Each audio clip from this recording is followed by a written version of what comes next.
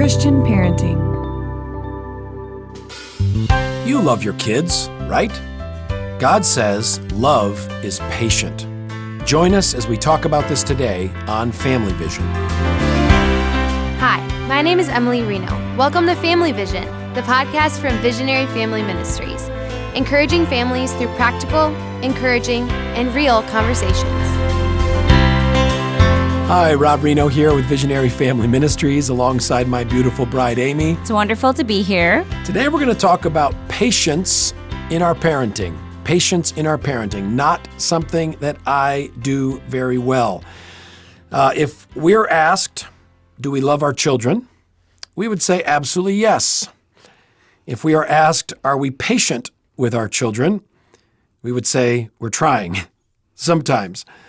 Well, God is actually the one who connects love with patience. 1 Corinthians 13:4, where God defines love, the very first thing he says is that love is patient. Yes, and that is very defining, isn't it? That's the first characteristic that we get in that description of love, that love is patient.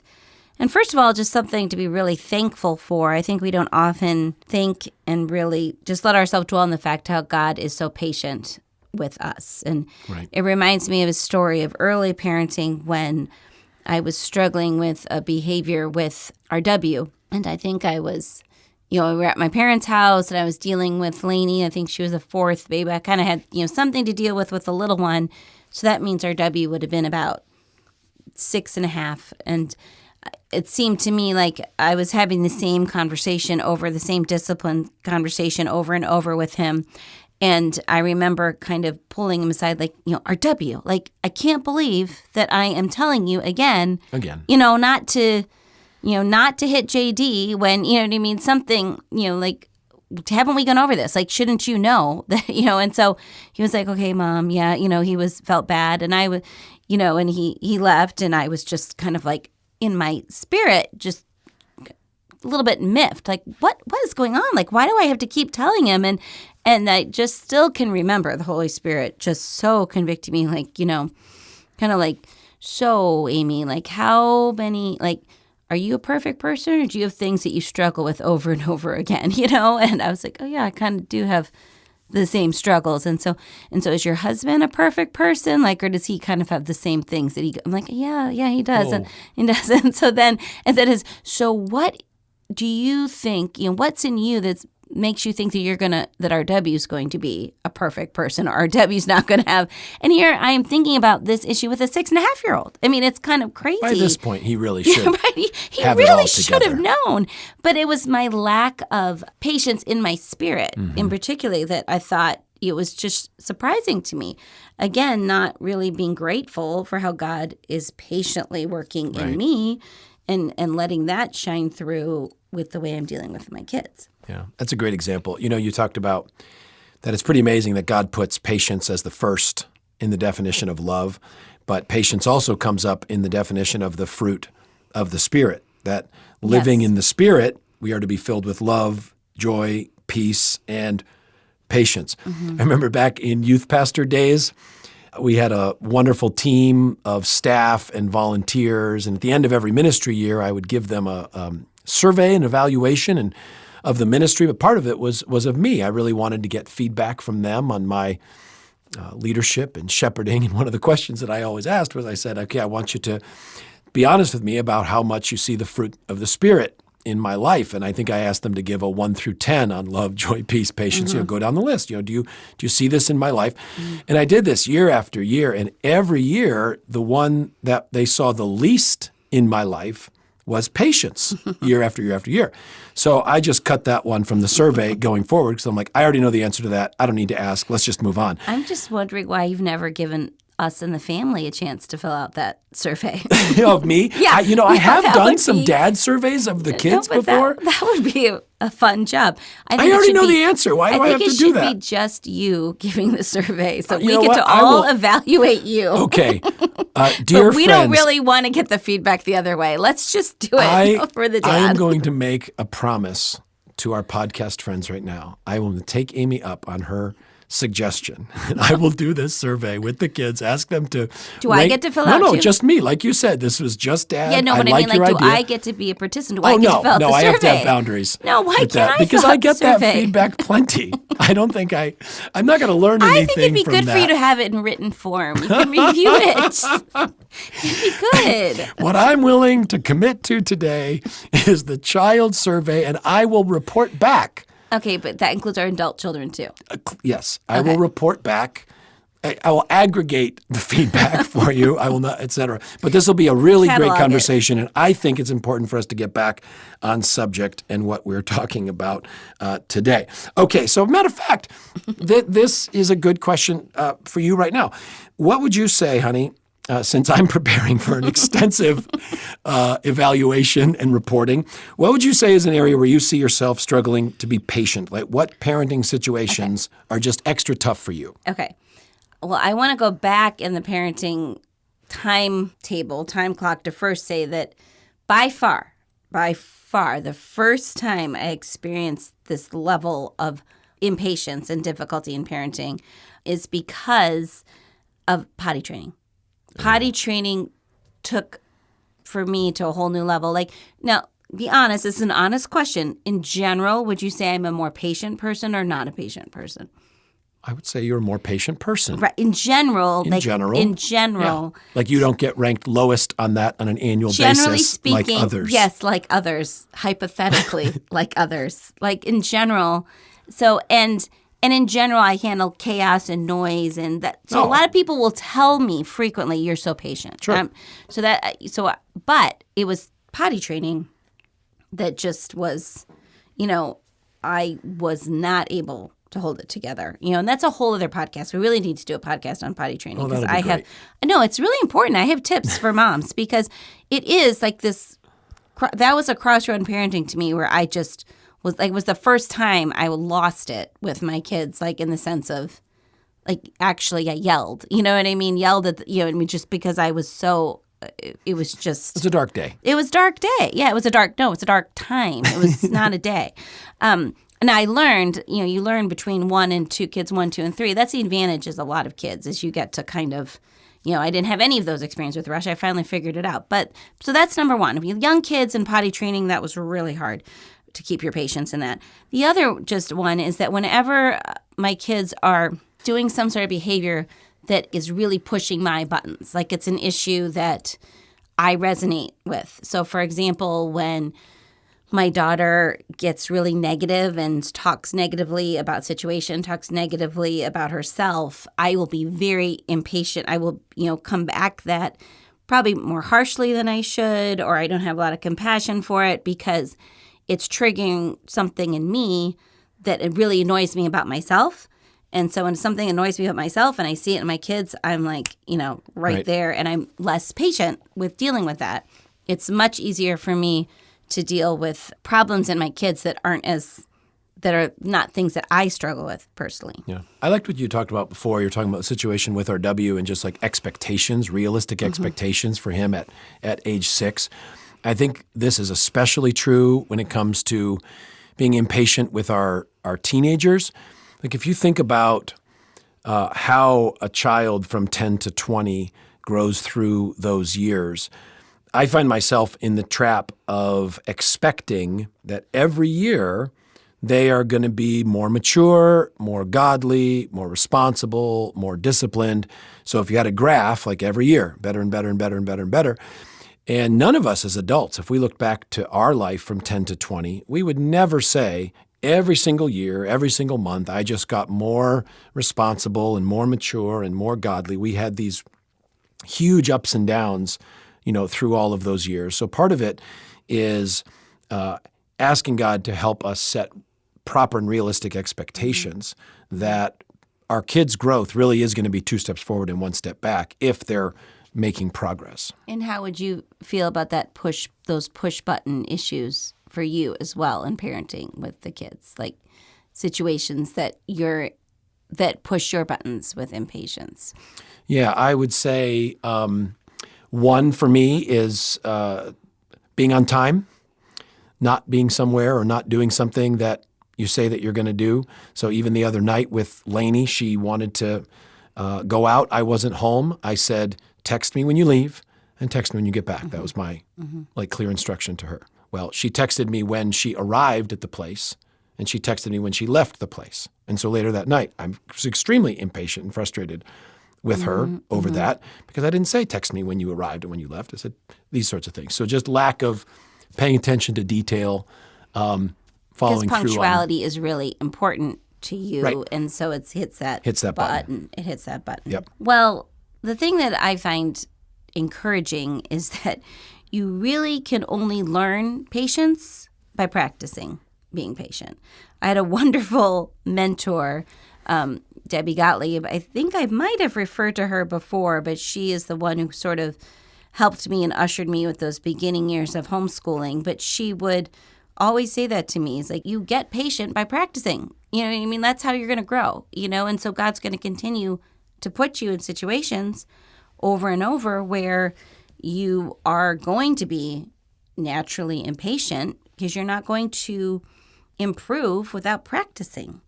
And I felt like that was just a real great encouragement, because there's this idea that I hear a lot of people say, well, I'm not a naturally patient person, or they assume, especially as, when I was homeschooling, they say, oh, I don't know how you homeschooling, you must be so patient. And I was like, well, I'm actually learning to be patient, because I'm constantly in a situation where I have to practice it. And when you know that you struggle with this area, or that you desire to grow in patience, then it does help you take those opportunities that the Lord gives you to be more intentional about practicing. And what I mean by that, like those basic opportunities that we deal with in our regular life, the grocery store line, that's just the person in front of you that, the problem that you thought you were getting out of the store quickly, and now you're in a long line and you're caught. And, that's a great opportunity to practice patience. It's a great opportunity to practice patience when you are driving and, you're stuck behind one slow driver, to not be frustrated and to intentionally work on practicing patience. And what I mean by that is these situations with people who are strangers, the people that we don't have any personal history or relationship with, those are great situations to work on intentionally saying, okay, I'm really going to work at not being frustrated. Lord, help me to just accept that this is the line I'm in. Help me to accept that I'm not going to be able to make it on time to this. Help me to accept these things, because those little situations actually are training grounds, are helping us prepare to be patient with the people that we do love in our home, because it is harder to be patient at home often than it is in those other situations. But just remembering, it was always encouraging to me how much Debbie told that, you will get patient through practice. You'll get patient through practice. And understanding that how I'm interacting with every single person is a reflection of Jesus in me. Like, if I'm frustrated with the cashier, I always would envision that person walking into church and, seeing me up, seeing you preaching, or seeing, like, what if I was rude, or what if I was impatient with them in that moment? What kind of testimony would that be if they walked into church on Sunday? Those kind of things, to be thinking about the kind of testimony that we have, also will encourage us. Right. I remember you asked me areas where I was struggling with impatience. Another big one for me, big struggle for me, is with multitasking. So if I am working on the dishes and I'm checking email and a kid comes and talks to me, hey, Dad, such and such, and all of a sudden, like, I snap at them. Well, they didn't do anything wrong. They just came to ask my help with their homework or tell me something about their day. But because I was focused on the dishes and email at the same time, and now a third thing came in. So that is, I do a whole lot better. I am a whole lot more patient and loving when God is helping me just do one thing at a time, moving more slowly, sometimes even physically moving more slowly, mentally moving more slowly, like from one thing to the other. Then that allows, if there's an interruption, it allows me to absorb that and handle that without freaking out. You had talked about, when you do lose your cool with the kids, or when you do get impatient, you do get harsh, asking the Holy Spirit to help you, asking God to teach you patience. How do you handle that with the kids? Like, if you blew your stack Are you like confessing to them too, or how does that work? Yes, absolutely. I think it's really important that we confess to the kids when we've lost our patience or yelled at them or spoken to them harshly or even just said, I think, reckless words, that we regret saying, that we need to confess that to them. But I also just want to get back to this concept of really just encouraging, this idea when you hear people say, I hear that frequently, I'm just not a patient person, that to stop, saying that over ourselves, because I think a lot of the ways that we think about ourselves will come out naturally in our personality. So instead of just kind of saying, well, I can't do that because I'm not a patient person, instead kind of switching that to, Lord, I struggle with being patient. Lord, please help me to operate more in your spirit. Help me, right, Lord, to not operate the way I naturally want to operate, but Holy Spirit, please help me, teach me to be patient. I'm always, being eager to learn and eager to grow instead of just kind of putting that label on ourselves. And I think that's also very important because it's teaching our children not to do that as well, because our kids are going to struggle. They struggle with impatience just the same way. And I'd like to add to that it's also helpful when I've struggled with impatience and lost it with the kids. And that's, I keep putting those two things together. But in parenting, that's often how impatient looks. It comes out as yelling or snapping or being disrespectful to our kids, the way that we're speaking to them or talking to them. And one thing I found that really helps the kids, like they'll often turn around, right, and be pretty nasty to each other, right? Siblings will react the same way and be rude or snappy to each other. And I've always been able to kind of sit down and say to them, work on this now.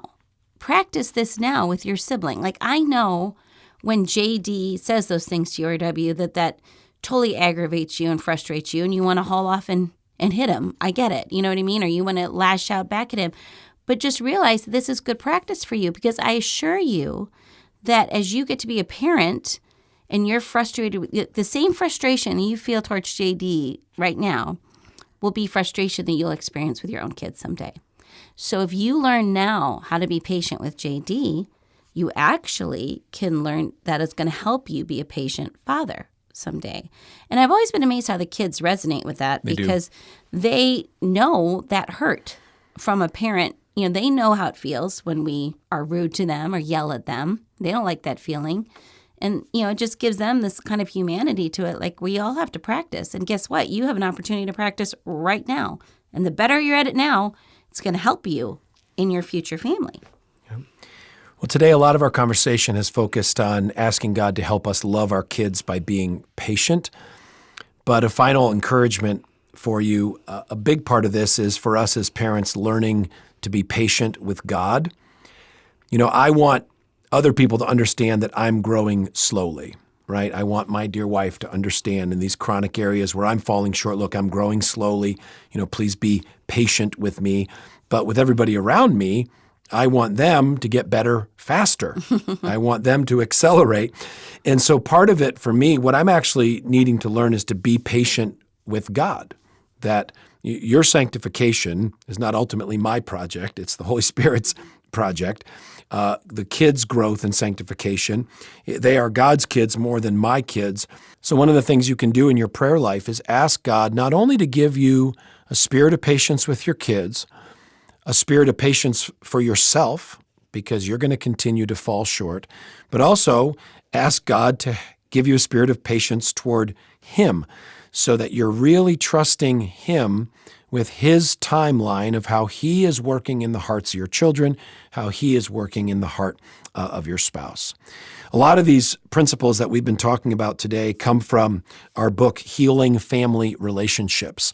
Healing Family Relationships. You can get that wherever you buy your books, but we'd like to give away 10 copies of that book today, Healing Family Relationships. We would be happy to send a copy to the first 10 people who email us to request it at podcast@visionaryfam.com. So you just send an email, podcast@visionaryfam.com.